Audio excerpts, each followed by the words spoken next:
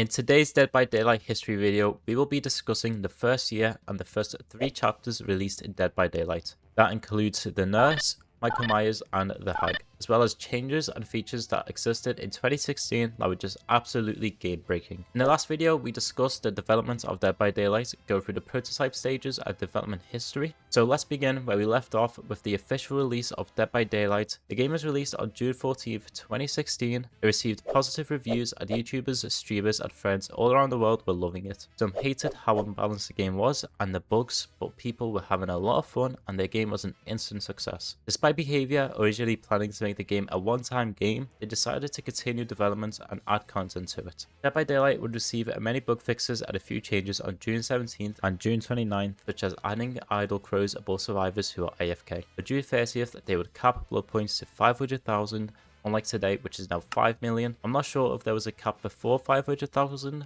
but since it wasn't noted, I assume there was originally no cap. But someone in the comments below could probably correct me on that. On 11th of July 2016, they would add Survivor Friends version 1. So for almost an entire month, you could only solo queue on Dead by Daylight. On July 26th, they would add quite a few new things to the game, such as additional Survivor cosmetics, Survivor Jesters, the point and follow Jester to be specific, and a new Cold Wind Farm map, Fractured Cowshed.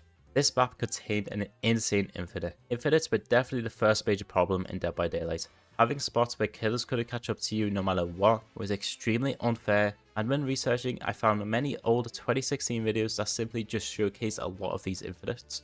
I also found an old Reddit post that spoke about all infinites in the game at the time. This Reddit post did come out sometime after Myers was released on November 4th, and some infinites had been fixed by then. The list just showcases the infinites that were in the game and how problematic they were. I'm not sure what the fan reception of the new map was exactly, but I couldn't find anything bad or good about it. On August 4th, 2016, they would make changes to numerous perks such as Bloodhound, Sloppy Butcher, Brutal Strength, Insidious, Iron Grasp, NOED, Shadowborn, Spies from the Shadows, and Unnerving Presence. Although a lot of these changes were small value changes to buff/nerf the perk, one perk stood out the most, that being NOED. They noted that NOED is probably one of the game's most controversial perks, so to nerf it, they added a time limit to the perk. By adding a time limit to the perk, we're encouraging killers to try a Berserker Blitz where they would have to hunt and find survivors as fast as possible. So why was NOED so problematic? Well, at this current state of the game, Hex perks did not exist, nor did totems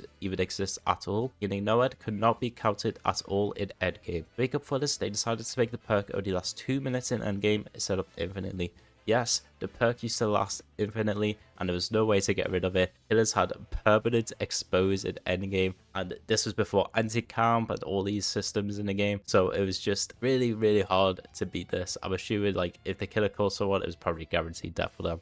There was a pretty funny bug though with Unnerving Presence where skill checks would appear while recovering or opening doors. This was fixed, however, on August 9th. On August 16th, Dead by Daylight would release a 4-minute long spotlight trailer showcasing a new DLC that would add a new killer, survivor, and a map to the game. So I hope you guys enjoy this trailer. It's long, but feel free to skip 4 minutes ahead. But here is the trailer they released.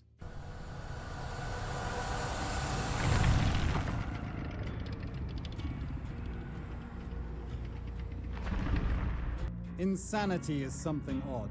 Something that you're not really able to grasp until you've stared it in the eye. Either in the eye of a mad killer, or in your own reflection. Welcome to the Asylum. Nowadays, the Asylum is a shadow of its former self. Long ago, the Crotus Pren Asylum held violent and twisted minds that scared even the most seasoned physician. Today, it is part of the realm of the entity, where survivors only get a taste of what patients endured every day.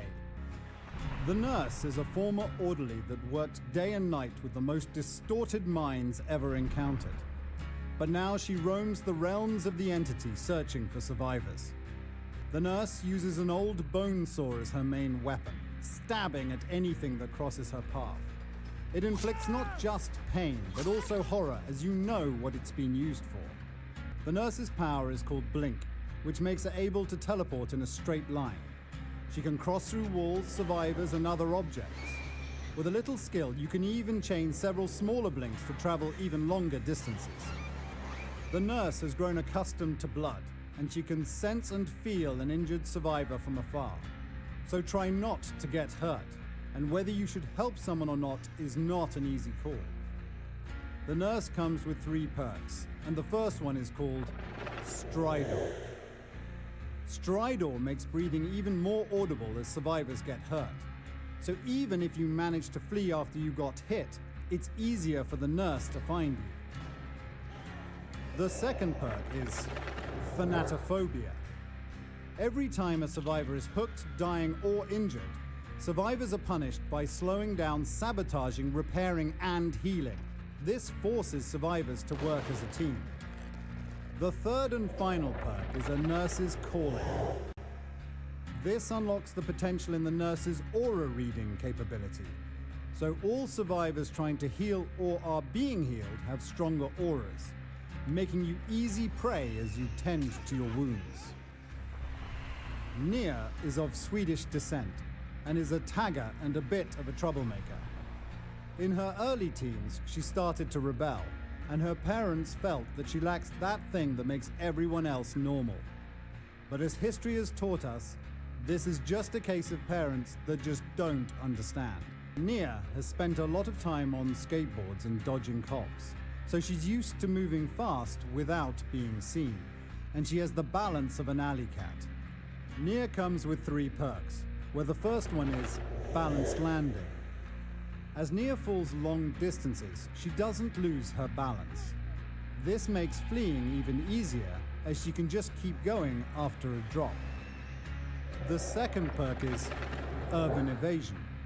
Nia's walking speed in crouch mode is increased.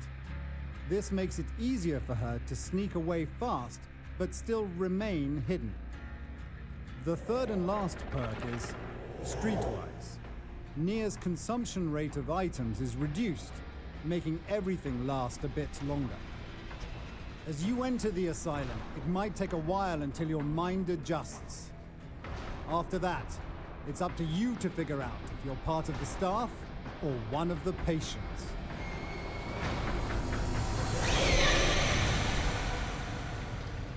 The Last Breath is released on the 18th of August.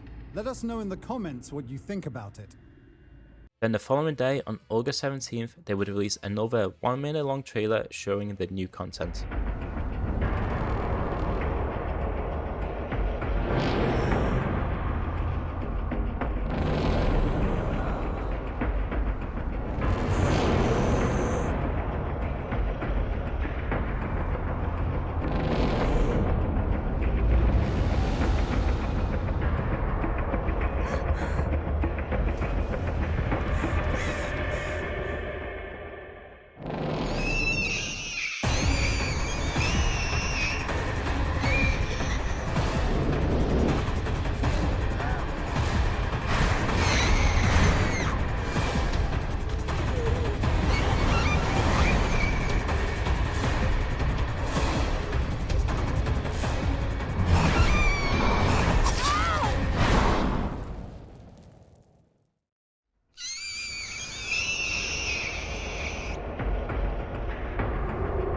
Finally, the next day, on August 18th, they would release the new killer, survivor, map, and perks. The Last Breath chapter introduced the concept of new DLCs and chapters to the story of Dead by Daylight that would typically introduce a new killer, survivor, perks, and a map with each new chapter. The chapter also introduced an extra general survivor perk called Kindred, as well as endgame chat. Currently, it's the only chapter to feature gameplay as the official trailer. The chapter introduced the nurse as its killer, and I'm not sure if this is true, but I assume nurse was released to counter Infinite, as she could teleport through walls and obstacles. That's kind of just my own theory, though I actually have no idea, but it just kind of makes sense to me. She is also the first killer to float rather than walk, and remained the only killer to do so for nearly 8 years until Vecna. The nurse has the lowest default movement speed of all killers to balance her ability to teleport through obstacles, walls, and even floors, and still remains the slowest almost 10 years later. The nurse was hinted at by the developers to have been inspired by the nurses featured in the Silent Hill franchise. There used to be a unique feature called the light burn that was later removed many years later. It would make it so the nurse couldn't charge a blink or use a blink as long as a light was shining on her, making it a great counter It's hard to find some opinions on her release, but I was able to find this comment on this video about her upcoming release. Some people were worried about her being overpowered, but loads of people thought she was really cool and you could do a lot of cool things with her. The survivor they would introduce this chapter was Nia Coulson. Nia was the first survivor to be introduced as DLC and the first survivor originating from Europe, specifically Sweden. He would come with 3 new perks: Balanced Landing, Streetwise, and Urban Evasion. If you look at this comment, this person and maybe others thought that his strongest perk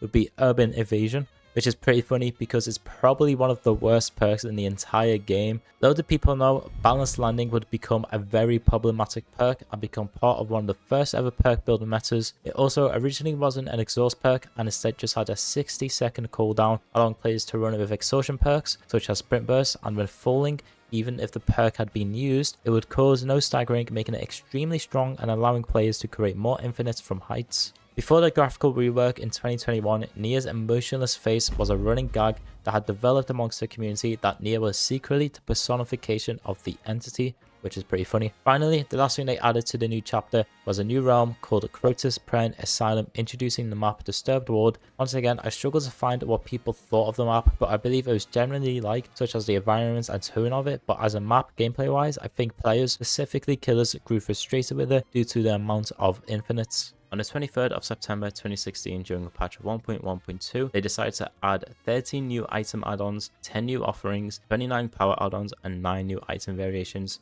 They also included many balancing changes, some of these being extremely huge changes that would be the beginning of the end of infinites in the game. That change being the following: added a new mechanic that causes windows to become blocked for a short duration if a survivor uses the same window too frequently in a short period of time. This becoming a very important change to the game and probably one of the biggest changes to the game. Obviously, this is when you vault a window 3 times, it gets blocked. Yes, big window used to not get blocked in the game. Just imagine being able to vault windows infinitely and infinitely, especially against M1 killers. Like, it's just overpowered. So this was obviously probably the biggest change in 2016 to solve probably one of the biggest issues. But infinites were somewhat still problematic, I believe. Some other changes, they would actually nerf the trapper. Recovery time in the dying state was buffed to be twice as fast. Nurse's calling was nerfed to have a smaller range. The nurse itself was nerfed to have only 2 blinks instead of 3. Yes, nurse used to have a permanent 3 blinks in the game, and her movement speed was 100%. So in this update, they reduced it from 100% to 96.25%, which is what it is today.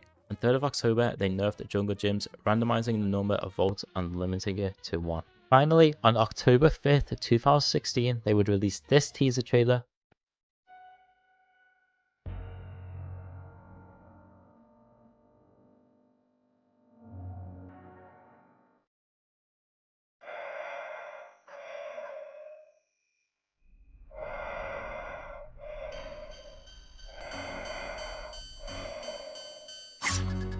And people were excited for this. People were saying, holy crap, Spookmeyers for October. You call that a teaser? Because I'm hooked. The people were excited. This will mark the beginning of the successful future of Dead by Daylight, opening endless possibilities for behavior to secure more collaborations in the future. If it wasn't for this chapter, the game may not even still be around or as popular as it is, or even had the chance to introduce future collaborations such as Ghostface and Jason. This chapter was truly monumental to the game, and on the 18th of October 2016, they would host their first ever PTB that allowed players to test new features. I'm not sure if this actually included Myers or not, as it doesn't say in the patch notes, so I don't think it did. But instead it would be small changes such as controls that allowed killers to break pallets with spacebar now instead of M1. This PTB would introduce 2 new huge features: iridescent shards, that was an in-game currency reward based on playtime, and used in the new Shrine of Secrets that was also added in this PTB update. On October 24th, they would release an official trailer for the killer. Once again, I'm unsure how much of this I can use due to copyright, so parts will be cut.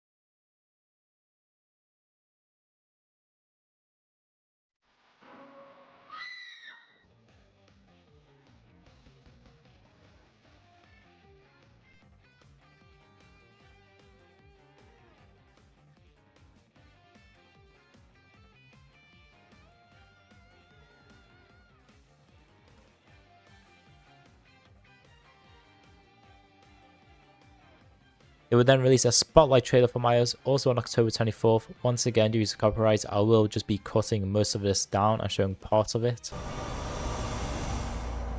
Every hunter needs a prey, a poor soul that doesn't suspect a thing, not until the blade goes in.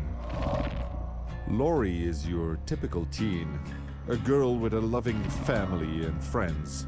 She might have asked for something else as they turned into dusk, but not what came. The only thing she learned about herself after a family reunion was that she had vigor and perseverance, and that just might keep her alive. Lori comes with 3 perks. Last Survivor is the first one. Last Survivor is, in a way, morbid, as your chances of survival increase when other survivors die. For each dead survivor, you'll be harder to find, as the killer's aura reading ability is disrupted. The second perk is Decisive Strike. As Lori is grabbed by the killer, she stabs at him with whatever she can find. If it's successful, she'll manage to run away. The final perk is Object of Obsession. This perk gives you benefits in the same way as the killer. If you become the killer's obsession, you can also spot the killer from afar, and therefore, hopefully avoid him. Haddonfield is forever doomed. Michael Myers will never take his mask off, and Lori might not give up. From here on, a new chapter is being written, where you either get blood on your hands or blood pouring out of you.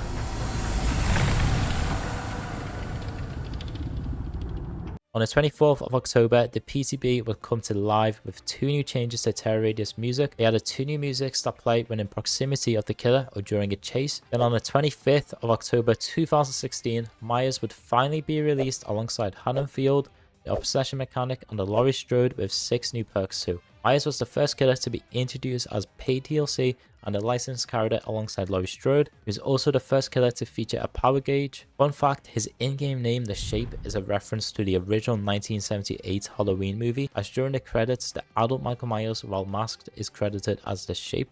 There are some mixed opinions on this DLC, but mostly positive, with an 84% positive rating on Steam in its first month. People saying it's the best DLC so far, which, I mean, there's only been one other DLC, so it's not really hard to beat. Anyway, they were saying it's fun, it makes the game scary again, being stalked, but many saying he's overpowered and unfair, and that the price of the DLC is actually too much, were the main complaints. But a lot of people were just excited to see Michael Myers, a huge icon in the game. He also came with 3 perks: Dying Light, Play with Your Food, and Save the Best for Last. Dying Light was an extremely problematic perk, as the original version encouraged tunneling the obsession out, and once the obsession was out, the remaining 3 survivors would suffer from a permanent 25% action speed, basically everything, that being repairing, healing, and sabotaging. I mean, this perk was insane and wouldn't get changed until 2019, having a complete rework.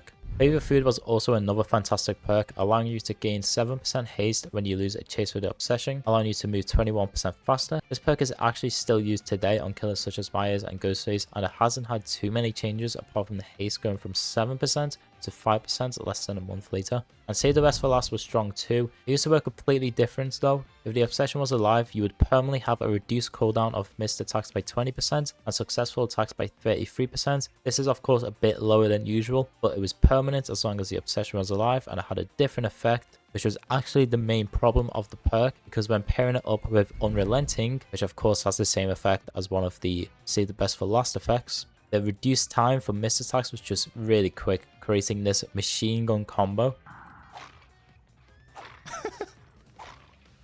It's like Mad Grip. Yeah, like free Mad Grid. Well, not free. There's just 2 perks. Laurie Strode's looks were actually inspired by her comic series looks. He came with 3 new perks: Decisive Strike, Object of Obsession, and Soul Survivor. Decisive Strike is probably one of the most changed and controversial perks in the entire game. It originally stunned killers for 5 whole seconds, and also just look at the skill check zone. Nobody was missing that. There was no cooldown, so basically you had the perk until it got used, and you could also do Generators Heal and just do anything and you wouldn't lose the perk as you do nowadays. So basically you had the guaranteed DS permanently until you got caught again, making it just extremely problematic and overpowered at the start. This perk has remained a survivor meta perk for almost 10 years straight now. Object of Obsession used to also be a meta perk, but not straight away, I think, as the original version doesn't seem as good as what later got changed to. As the original version just doesn't seem that good, as it only allowed you to see the killer's aura permanently only if they were more than 64 meters away from you and you were looking in their direction. However, the killer could also see your aura too.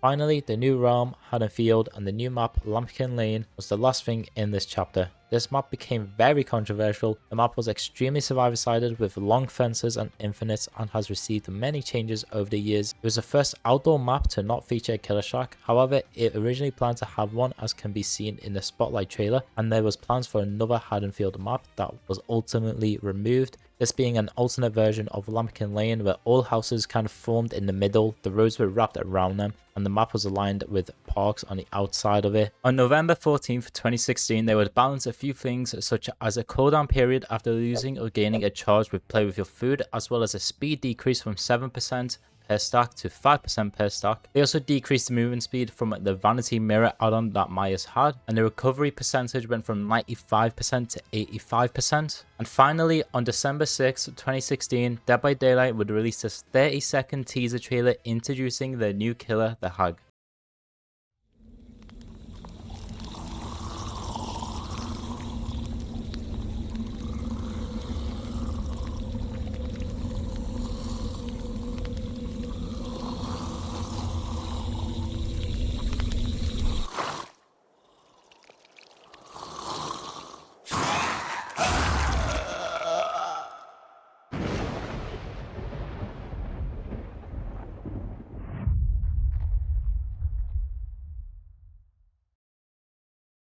It would also release patch 1.3.0 that added a bunch of new features and balance changes. They added a bell object and animation while the Wraith cloaks and decloaks. Until reading this, I actually had no idea about this, so they added the legacy cosmetics to the game for OG players. They added totems to the game, this of course only being dual totems at the moment due to chapter 3 not being released yet, but this was clearly in preparation or even maybe a teaser to Hex perks. And the rest of the new features they added were just more about the anti-cheat and some small quality of life changes. There was a lot of balance changes to scoring events or generators activated when the last gen pops. There was very minor changes to add-ons and some perks. Vaulting animation was to be more fluid, but the biggest change was probably to balance landing. Already being a strong perk, they decided to increase the haste duration to 3 seconds from 2 and the cooldown to 40 seconds from 60 seconds. Still not being an exhaust perk, I believe. They would change the asylum map to be more random and have a less chance of infinites. They also changed how windows getting blocked worked, probably making it easier for killers, and also made it so killers vault the window faster and attempted to get rid of all infinite spots on maps. And finally, Wraith starts to match Cloaked now. There was a whole list of balance changes and new features added to the game. Feel free to pause and read them if you really care.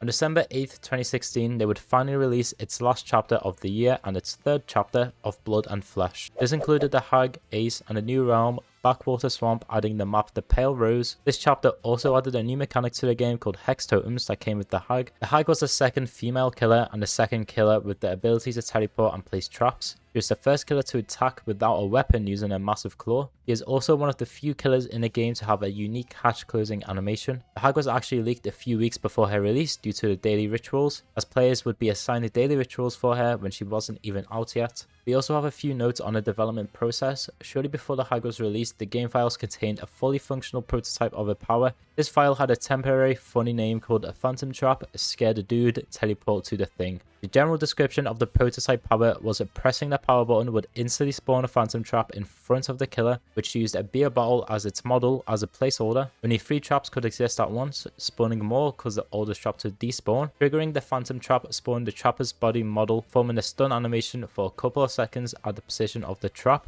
and revealed the survivor's aura. Internally, the Hag is referred to as Killer 5, the 5th killer, which in theory should be Myers.